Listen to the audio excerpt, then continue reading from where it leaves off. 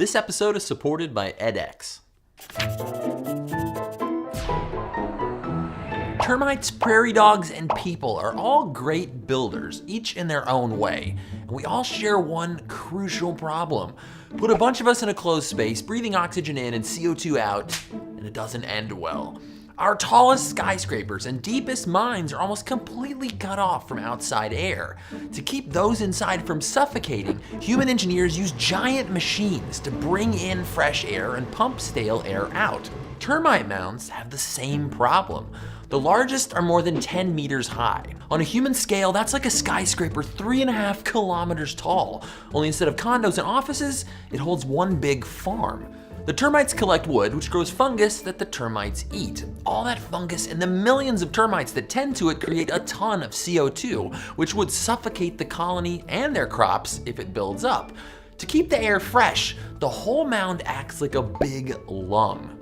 During the day, the sun heats the outer chambers more rapidly than the core, moving air up the outside and down the middle. During the night, this current reverses as the outer chambers lose heat to the cool night air. The whole time, CO2 and oxygen are exchanged through tiny holes in the outer walls. What's amazing is this is all constructed without a boss. No central architect designing the structure, just instinct and cooperation lets termites build huge ventilation engines powered by nothing but daily temperature cycles. Leafcutter ants farm fungus on massive scales too. One colony in South America covered nearly 50 square meters and was home to over 8 million ants. But unlike those towering termites, the ant labyrinth reached 8 meters underground. So how do they ventilate their agricultural city? Before we answer that, I want you to try something. Take a piece of paper, hold it under your lips, and let the other end curl down. If you blow only across the top of the paper, what do you think will happen? The force of the air hitting the paper should push it down, right? Well, watch this.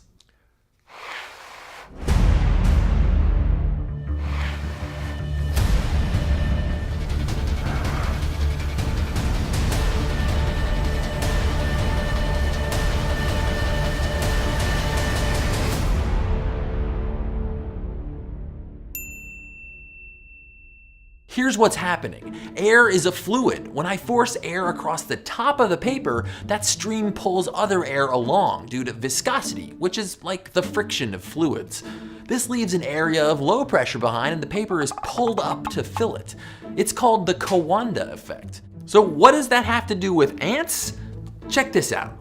When a breeze flows over a hill, the air is deflected over the top. This pulls air along too, just like when I blew over the paper, drawing air out of the anthill along the way. The ants build lower entrances nearby where air is drawn in to replace it, ventilating the whole colony with a little breeze.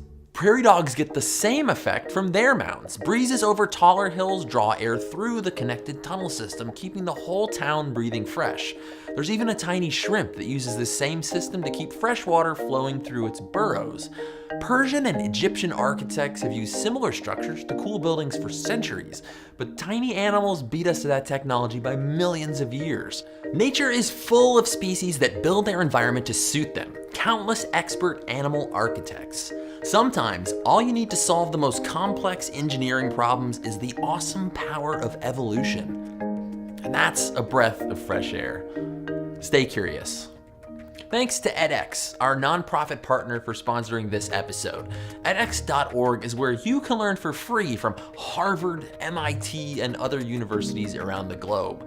If you like this video, you should go check out Harvard's Architectural Imagination course. Led by Professor Michael Hayes, this online course shows you how to look at architecture as an expression of culture, as well as technical achievement. It brings you closer to the work of actual architects and historians through hands-on exercises and historic examples. But edX isn't all buildings and termites. edX.org offers university-level courses in everything from artificial intelligence to leadership, data science to robots and cybersecurity. There are even courses from my alma mater, the University of Texas. edX.org puts a universe of free online learning at your fingertips. Just visit edX.org today, discover the courses that'll keep you learning.